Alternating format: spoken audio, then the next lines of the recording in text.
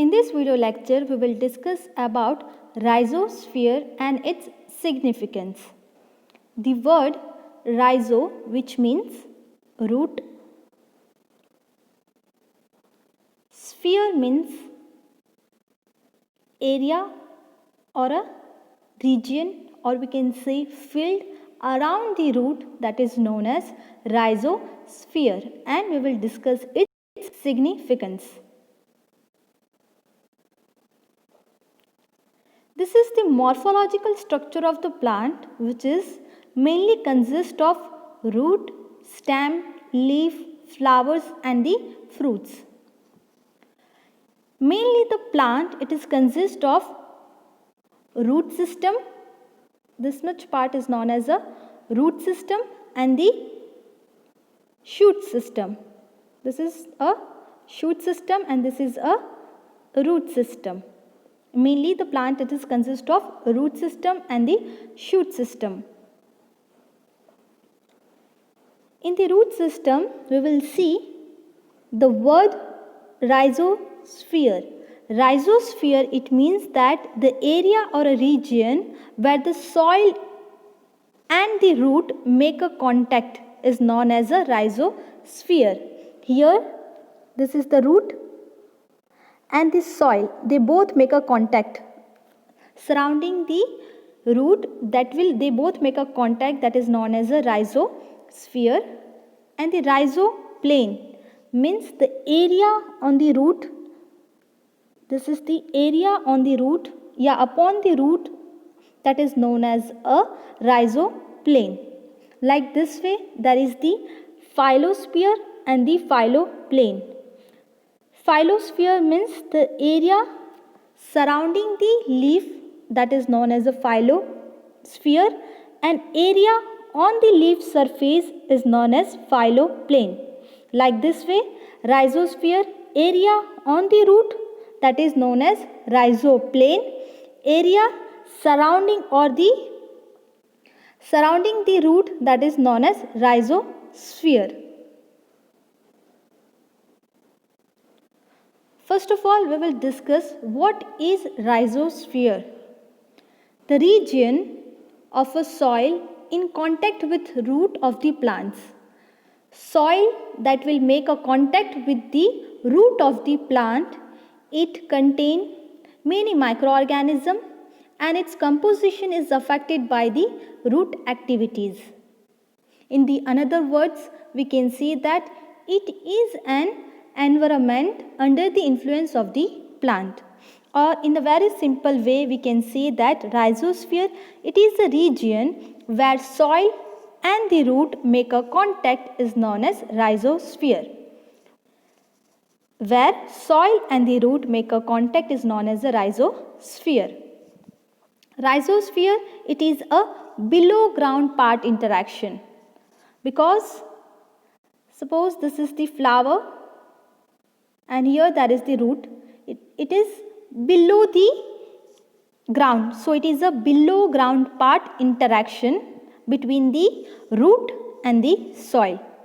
And it is a kind of microbe and the plant interaction that we will see how this microbes and the plant interaction that take place and how both are beneficial, how this interaction is ultimately it is beneficial to both microorganism as well as to the plant.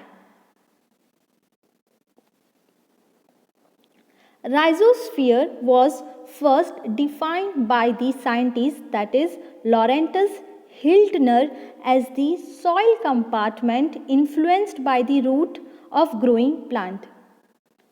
Root zone, a very narrow zone around the root, that is known as a root zone, that contain root exudates and the microbes. Rhizosphere is relatively stable, nutrient rich environment, where rhizosphere is a region, it is a very stable and the nutrient rich environment, because here is an interaction in the rhizosphere, there is an interaction between the microbes and the plant. So it is a nutrient rich environment. Rhizosphere is the zone surrounding the root of the plant in which complex relation exists among the plant, the soil microorganism and the soil itself. Okay, that we will see how the relationship that exists between the plant's root and the microorganism. So, rhizosphere is the zone surrounding the root plant in which there we will see that is a complex relation exist among the plant of the soil, microorganisms and the soil itself. Plant root and the biofilm associated with them can profoundly influence the chemistry of the soil, including pH and the transformation of mineral compounds. Rhizosphere can be divided into two areas such as inner rhizosphere and outer rhizosphere. Inner rhizosphere means area on the root surface. Inner rhizosphere means area on the root surface, that is known as inner rhizosphere. Outer rhizosphere means area near the root surface. Area nearby the root surface, that is known as outer rhizosphere. Inner rhizosphere means area on the root surface. Okay. In inner rhizosphere has large microbial population, whereas in outer rhizosphere has less microbial population compared to the inner rhizosphere, because inner rhizospheres in which that is a root and the microorganisms that will make a more interaction. The area, this inner rhizosphere, sometimes also known as the rhizoplane. In the simple word, we can see that rhizosphere is mainly divided into two areas, that is inner rhizosphere and the outer. Inner means area on the root surface and outer means area near the root surface. Obviously, area near the rhizosphere will have a larger microbial population compared to the outer rhizosphere.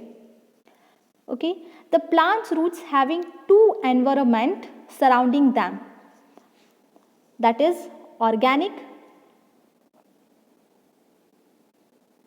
and inorganic. In organic environment, microorganisms are present in a soil provide organic environment, whereas inorganic means inorganic substance that are already present in a soil. So, the plant's roots having two environments surrounding them, that is organic environment and inorganic environment.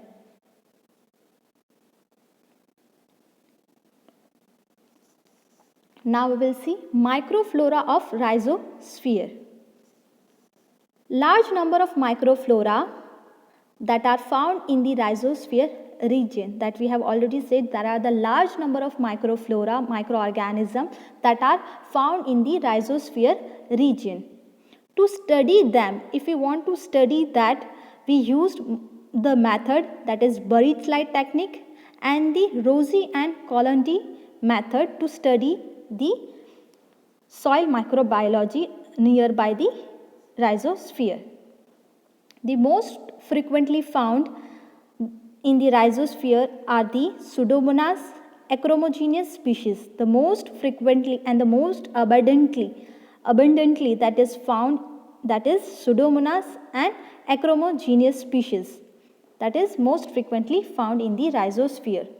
And the other genera are Atrobacter, Brevibacterium, Flavobacterium, Serratia, Sarcina, Mycobacterium, Agrobacterium, Radiobacter, etc. These all are also found.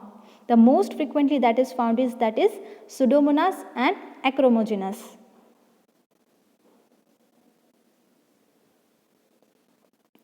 Now we will see what is rhizospheric effect. Rhizospheric effect means how the plant root affect the growth of microorganism in nearby soil is known as rhizospheric effect. Plant root that affect the growth of microorganism in nearby soil, that is known as rhizospheric effect. Rhizospheric effect that is measured by the plating technique in a form of R-GEM-S ratio. In that, R-GEM-S ratio is equal to number of microorganisms in the rhizosphere soil upon the number of microorganisms in non-rhizospheric soil. In the simple word, we can say that the number of microorganisms in the rhizosphere soil that we have to take, and the number of microorganisms in non-rhizosphere soil, or we can say that root free of soil. For example, this can be written as R-GEM-S ratio is equal to number of microorganisms of rhizosphere soil. For example, there it is 100, and number of microorganisms in non-rhizosphere soil, suppose it is 10. So ultimately R-GEM-S ratio will be 10.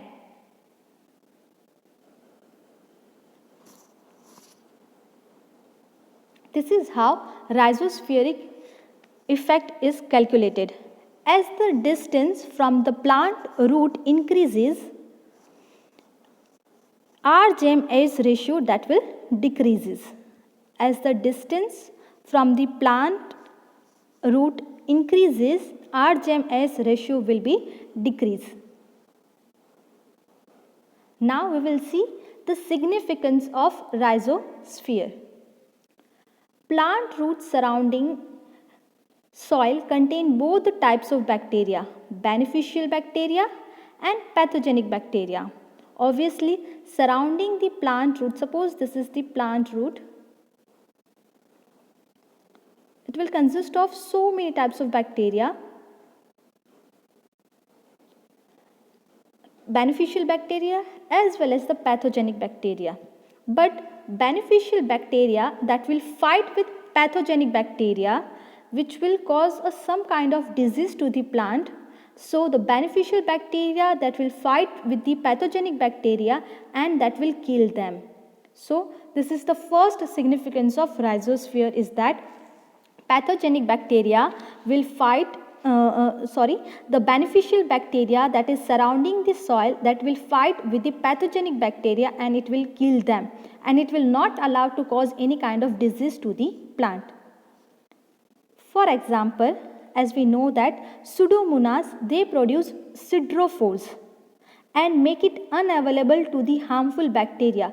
So they cannot produce HCN, that is hydrocyanide, that is ultimately hydrogen cyanide they will not produce, whereas harmful bacteria they produce HCN, that is hydrogen cyanide, and they require Fe3 ion for the production of HCN. So ultimately Pseudomonas, they will produce siderophores. Siderophores, while producing siderophores, they will capture all the Fe ion and it will make unavailable to the harmful bacteria. Ultimately they will not produce HCN, that is hydrogen cyanide.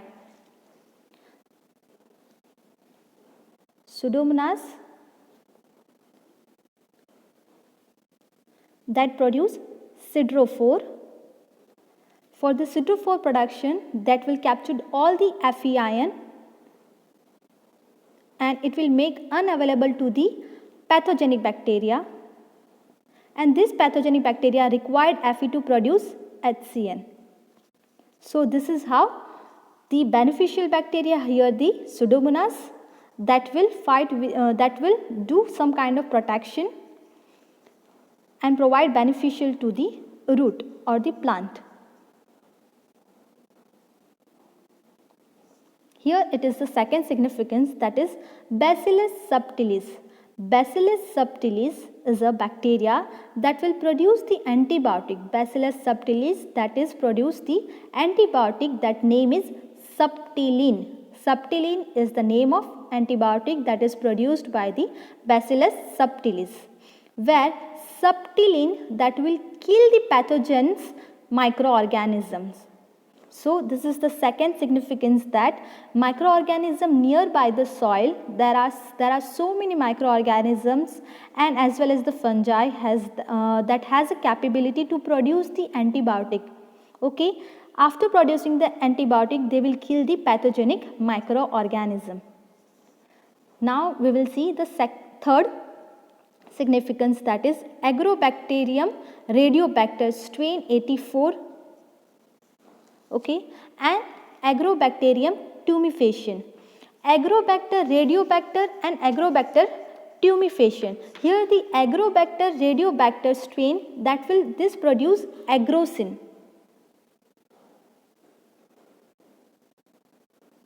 Agrobacter radiobacter strain 84, this produce agrocin.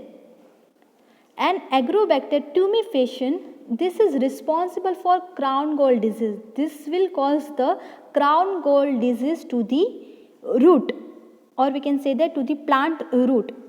But this organism is inhibited by the agrocin antibiotic.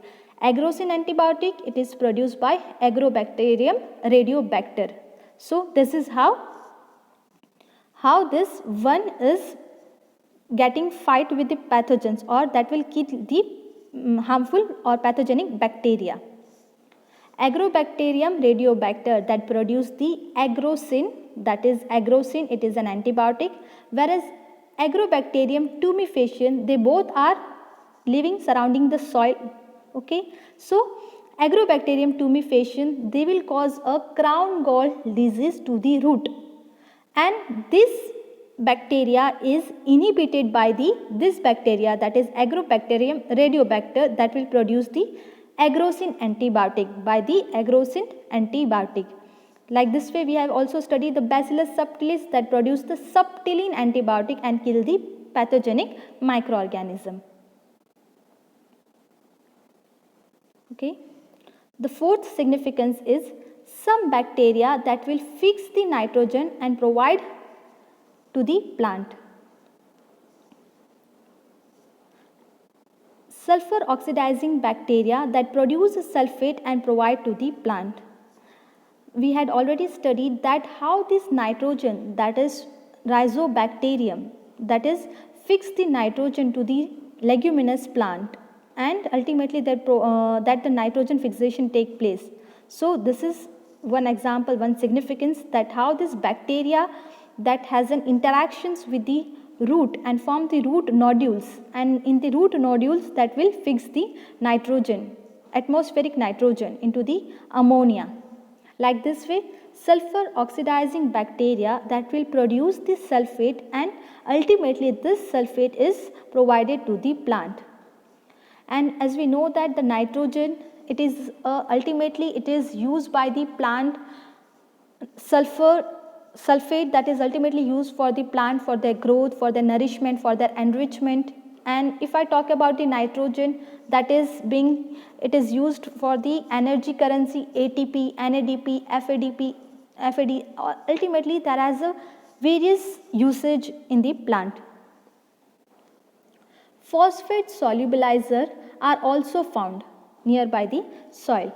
They secrete the acids and solubilize the rock phosphate and make the free phosphate available to the plant.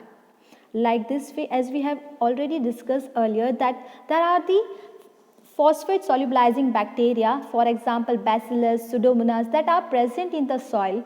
What will do? They will make the unavailable phosphate that are present in the soil and make it available phosphate to the plant, and ultimately this phosphate will be utilized by the plant roots, and ultimately the plant's roots will use for their growth and the nourishment and for the enrichment, we can say. So the seventh significance, that is high concentration of carbon dioxide in the rhizosphere, so it increases the solubility of calcium. So it can increase the calcium uptake by the plant root. Eighth significance, that is some bacteria that produce the plant hormones like gibberellin, auxins, and support the plant growth. As we know that some bacteria that produce the plant growth hormones like gibberellin, auxin, and ultimately that will support the growth plant. For example, the bacteria is Azotobacter, Arthrobacter, Pseudomonas, agrobacter, that all stimulate, or we can see that support the growth of the plant. Now the ninth significance, that is siderophore producer make a complex with a ferric ion and supply iron to the plant. Okay, if there is a iron starvation, in that condition siderophore producing bacteria that will produce the siderophores and capture or chelate the ferric ion to the surrounding of the soil and supply iron to the plant. Organic chelating agent that are also being present in the soil. Organic chelating agent that is produced by the microorganism that will chelate or we can say capture the magnesium and supply to the plant. Okay, so this is how the bacteria that are present in nearby the soil, for example organic chelating microorganism that will chelate the magnesium ion and that will provide magnesium to the plant. Like this way, siderophore producing microorganism that are present in the soil that will capture the Fe ion from the soil and that will supply to the plant. Like this way, nitrogen fixing bacteria are present, sulfate producing organisms, phosphate solubilizing bacteria are present that will make unavailable phosphate that are present in the soil, that will make it available to the plant, and ultimately it will supply to the plant. So ultimately it is a kind of root and the microbe interaction. Here both are getting beneficial. Wide range of enzyme of the plant and microbes that are present in the rhizosphere. There are the wide range of the enzyme of plant as well as the microbes that are present in the rhizosphere region that will catalyze the breakdown of complex material enzyme. The complex material of enzymes such as oxidoreductase, hydrolase, lyase, transferase, cellulase, urease, etc. So wide range of the enzyme of the plant and the microorganism, they both are present in the rhizosphere. What they will do, they will catalyze the breakdown of complex material enzymes such as oxidoreductase, lyase, transferase, cellulase, etc. Pseudomonas biostrain inhibit Erwinia keratovora that cause the disease of soft rot in potato. This Erwinia keratovora, that is a bacteria that is responsible for the disease in plant that is known as soft rot disease in the potatoes. So this is Erwinia keratovora is inhibited by the Pseudomonas biostrain. So this is ultimately, these are the significance of the rhizosphere. So in this video lectures what we had studied, that is what is rhizosphere. Rhizosphere, it is a region where the soil and the root make a contact, that is known as a rhizosphere, and it is a microbe and the plant interaction, and the plant specific, that is a plant root interaction. In that we have seen rhizosphere is divided into two areas, that is inner rhizosphere and the outer rhizosphere. Then we have seen microflora of rhizosphere. The most abundantly, or we can see that most frequently, that is found in the rhizosphere area, that is Pseudomonas and Acromogenous species that we have seen. Then we have seen the rhizospheric effect. Rhizospheric effect means the plant root affect the growth of microorganisms in nearby soil, that is known as rhizospheric effect. And the rhizospheric effect is denoted by R/Gem/S ratio, and we have seen that as the distance from the plant root increases, R/Gem/S ratio will decrease. Then we have seen the significance of the rhizosphere.